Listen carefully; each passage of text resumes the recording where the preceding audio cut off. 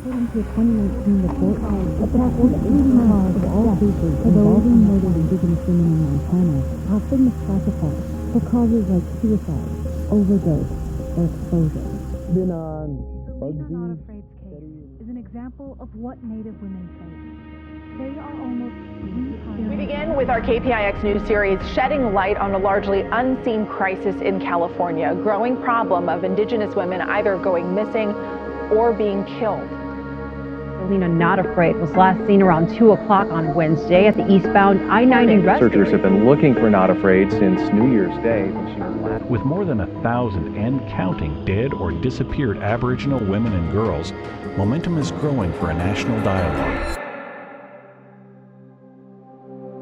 When I first started photography, I didn't take any classes or do anything like that. The only thing that I did was I looked up YouTube videos and YouTube tutorials, and one of them I found was Peter McKinnon. On his channel, he had this thing called the bucket shot, where he has this vision or this idea that he wants to shoot in his mind, and he's going to go to any lengths to get that. That's what I wanted to do with my own photography, is I wanted to have that bucket shot. That's something where I was like, that sounds like an amazing idea, and I really wanted to do it.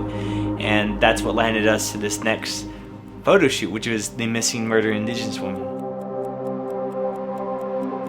I wanted preferably at night, and the reason for this is because during the day you could see everything. You could see the other mountains that we have here, but at night you can't see those things, and I wanted to convey that in the photo. And that's the same way with the murdered missing Indigenous women, is that we can't see all of them. No idea how many are missing or anything like that because of the haze, the fog, that we can't even see the depths of how bad it could be. Well, we couldn't just straight just walk up the mountain. We had to also get Holly, so we had to go to her house. She had different dresses, different styles. We landed on the red and black one for the representation of the missing murdered Indigenous women.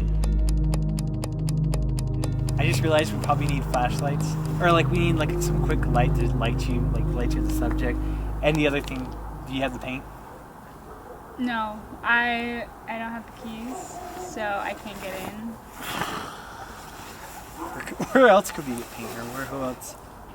Wait. Well, we didn't have no red paint, but we really wanted to get this off because it was very important.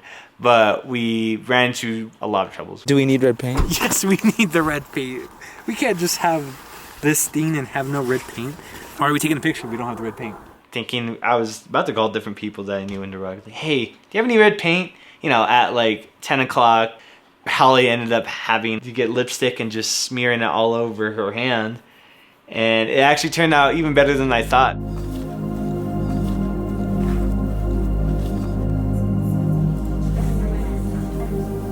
Wherever you may find a reservation, you will see so many missing women. This red hand symbolizes those who are speaking out against this and bringing light to this tragedy that's happening.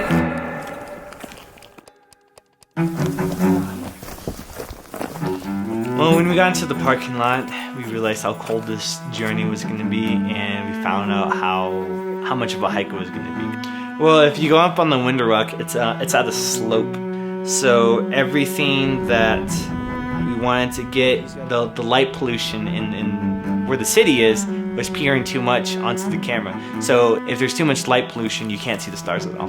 We had to figure out an angle where we could see the stars, but not too much light pollution. Because that was the whole idea. I mean, like, why are we taking a shot if we can't see the stars, you know? We might as well just come in the day.